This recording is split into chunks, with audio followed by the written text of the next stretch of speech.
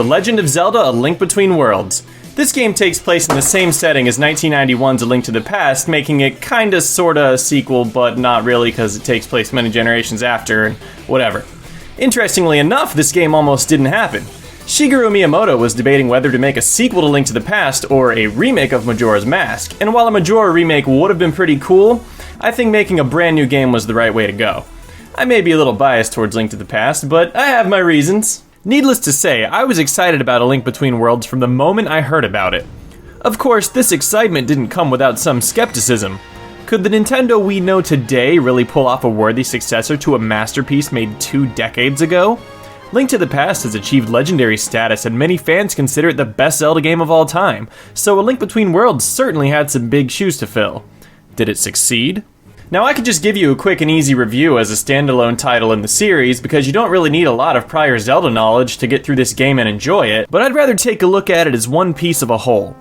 After all, The Legend of Zelda is a time-tested franchise with a ton of varying elements present throughout each game, and honestly, what makes A Link Between Worlds the game that it is has a lot to do with how the Zelda series has changed over the years. So let's rewind to 1991, or 92 in North America, the year A Link to the Past was released. It's hard to believe this was only the 3rd Zelda game in the series. I mean, the contrast between Link to the Past and the previous 2 Zelda games is huge. So many iconic features were added to the series in just this one game. The hookshot, the Master Sword, the spin attack, the ocarina, the Pegasus boots. This game set the standard for the series as we know it today. Or did it? The next Zelda game to be released was Link's Awakening, a fantastic game in its own right that definitely used a ton of what Link to the Past brought to the table, but it didn't exactly feel like an advancement for the series. It almost felt like a miniature version of the epicness found in Link to the Past. After all, it was a handheld game, and it would ignite a trend of handheld Zelda titles leading up to present day. But Link's Awakening wasn't the next game to truly advance the series. I'm sure you all know what comes next. The Legend of Zelda: Ocarina of Time. Once again, we had ourselves a game changer. And yes, this footage is from the 3DS version because it's prettier. Technology had evolved, and with it, the way we played video games. The PlayStation and Nintendo 64 hit shelves, and 3D was everything. Not this 3D, this 3D. The age of the side-scroller and the top-down adventure was over. You gotta hand it to Nintendo. They always know how to innovate in just the right way to please the crowd. Ocarina of Time was a raging success. N64 was a lot of people's first console, and Ocarina of Time their first Zelda. This game reinvented the series once again, and all the big console-released Zelda games after it seemed to stem from it. Majora's Mask, Wind Waker, Twilight Princess, and I guess Skyward Sword draw a ton of inspiration from Ocarina of Time. But did Ocarina draw its inspiration from Link to the Past, the console release that came before it? And how does A Link Between Worlds fit into all this? Well, I'm getting to that. But let's answer the first question.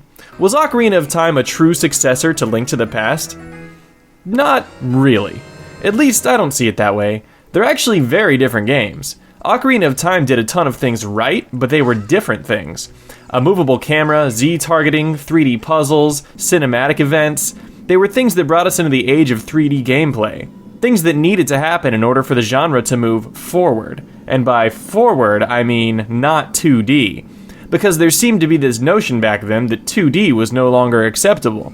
It was old technology. Why would you play Super Mario World when Super Mario 64 exists? And that might seem like an insane notion to a lot of you, because today retro games get a lot of respect, but that's really how it was. With the N64, GameCube, and Wii, the trend of the 3D Zelda continued, while the top-down adventures seemed to have been banished to the realm of handhelds. And I'm not saying the handheld Zeldas aren't good, because that's the furthest thing from the truth. What I am trying to say is that they never took it to the next level. Sure, you had the insanely fun Minish Cap and the charming, although somewhat gimmicky sequels to Wind Waker, but nothing was able to advance the same themes that Link to the Past established in the early 90s. So what exactly are these themes I'm talking about here? What was it that made everyone love A Link to the Past so much? What exactly did that game do that no other Zelda has done to date? And does A Link Between Worlds finally satisfy the craving fans of Link to the Past have for another Zelda game that embodies the same spirit? Well, we're getting to that. But first, let's talk about why A Link to the Past is so beloved. A Link to the Past does an insanely good job setting the tone of the game right from the start. The game opens with a tale of a great evil in Hyrule, accompanied by some intense music. The first thing you have to do is wander off into a thunderstorm at the beckon of Princess Zelda, completely unarmed, in order to reach the castle's dungeon where she's held captive. Once inside, you discover your uncle has been mortally wounded. You take up his sword and shield and venture deeper into the castle in search of the princess, slaying many a soldier along the way. Soldiers that you learn are simply under an evil wizard's spell. Here you are, a mere child, slaughtering innocent guards, brandishing a deadly weapon taken from your uncle who you just watched die, storming a castle in a fucking thunderstorm. I like to put this in contrast to breaking into Hyrule Castle in Ocarina of Time. This is probably what stands out to me the most when I think about just how different these games are from each other, which is kind of the whole point I'm trying to make here. And I'm certainly not trying to say one is better than the other, because everyone's entitled to their opinion, but I'm sure you can see the difference here. Sneaking around the castle walls during a bright sunny day to avoid these doofy-ass guards versus charging headfirst, weapon drawn, slaying all in your way, inviting death itself to challenge your fated mission. And the whole game is like this. You see all this bad stuff unfold in front of you, but you know that with enough courage you can overcome it. And you do. And then worse stuff happens, but you know that if you overcame it once, you can do it again. This game makes you feel insanely motivated. Couple that with the feeling of isolation that gets shoved upon you and the curiosity and drive to explore a completely new, albeit dark world, and you have one hell of a masterpiece on your hands. Link to the Past is all about atmosphere, and fans of the game know this. And if it's not one of your favorite Zelda games or you haven't played it and you're wondering why some people love it so much, this is why. There really isn't another Zelda game out there that conjures up these emotions and hits the same notes. Link's Awakening comes close, but like I said, it really didn't move the series forward at all. So the question still remains, does A Link Between Worlds do this or not? The answer is, sorta. See, I bet you thought I was gonna say yes, but I didn't. I think the real question is A Link Between Worlds a worthy successor to Link to the Past? And the answer is without a shred of doubt, yes. Let's talk about The Legend of Zelda: A Link Between Worlds. The way the game starts certainly presents you with a situation that's pretty dire, but not nearly as intense as the beginning of Link to the Past. The game definitely takes a page out of the more modern Zelda games with a more lighthearted Hyrule than we saw in the game's predecessor. However, those of us that played A Link to the Past will recognize nearly every landmark as the world has barely changed. And this is what makes A Link Between Worlds so amazing. This game manages to appeal to fans of modern Zelda titles and fans of Link to the Past simultaneously and seamlessly. Littered throughout the game are nods to its predecessor that are supercharged with nostalgia. For example, at the very beginning of the game, you're tasked with delivering the captain's sword to him. Fans of Link to the Past will notice that the guards in this game look totally different from the ones from back in the day, and they'll make a mental note of this immediately and say, I wonder what happened to those green and purple guards from Link to the Past. At least, I know I did. When you arrive at Hyrule Castle, you'll see the modern guards trying to clean some paintings off the castle walls, and when you take a closer look, you see the very guards that plagued your existence in the previous game and you immediately shit yourself.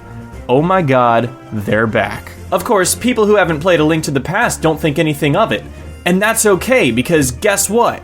This whole world is new to those players. They're enjoying this incarnation of Hyrule for the very first time, something us older players will never experience again. And the game does this repeatedly.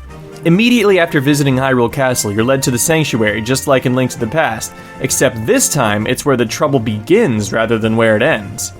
There you're greeted by Dampé, who is present in almost every Zelda game except Link to the Past.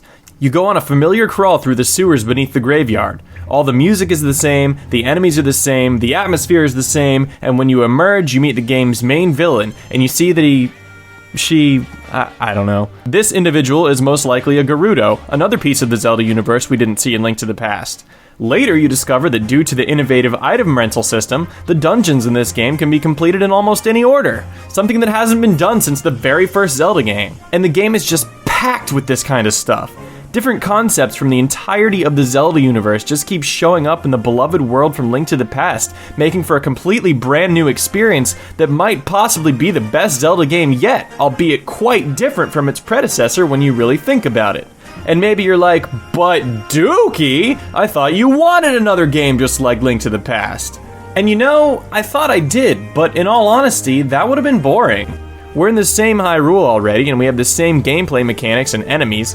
Do we really want the same themes too? This game is amazing because those of us that played and loved Link to the Past are 100% satisfied by the constant barrage of nostalgia, and those who are only familiar with newer Zelda games get a taste of what made Link to the Past so great, coupled with completely new content. Not only is this game a worthy successor to Link to the Past, it manages to blow every handheld Zelda game out of the water and shatter the notion that only the less important Zeldas belong on handheld systems. A Link Between Worlds thrusts the top-down formula back into the spotlight and lets us know that in this day and age, when we've gained so much appreciation for the classics, that this formula not only works, it can be cutting edge. This game lays the Link to the Past versus Ocarina of Time debate to rest by letting Ocarina be the starting point of something amazing that's grown to be loved by millions, rather than a sequel that didn't really make a lot of sense.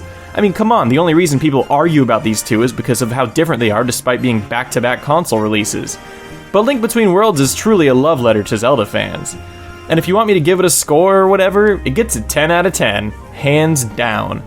Immersive gameplay, flawless controls, stunning graphics, ingenious use of the 3D effect, stupendous music, an unprecedented sense of freedom, an ass-kicker of a plot, a world of unparalleled intrigue. This game has it all, and I could not recommend it more. Thanks for watching my video about Link Between Worlds. If you're new here, make sure you subscribe, or Scooter says he'll kill you. Maybe he'll bite me. Maybe he'll crawl down my shirt. Look at him. Just look at him. Hey, he's adorable. Oh, it's just... Oh, that's you. Oh, do you see you? Do you see you? Oh, yeah. That's good.